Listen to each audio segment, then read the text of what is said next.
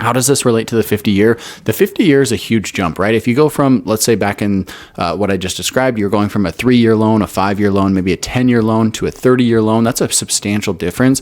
So to now go from a 30-year to a 50-year loan, that's also a huge jump. We could go to a 35-year loan, a 40-year loan, 45. It could all be negotiable, but it really comes down to what are the banks and the lenders willing to underwrite and what are they willing to offer. So in theory, you typically could have a loan that is 37 years or 42 years or whatever the amount is, but it makes sense to have just one standard amount across the board that all the banks can look at and can, they kind of have these guidelines or these rules around what is acceptable and what is allowed. That's why this 50 year is being proposed.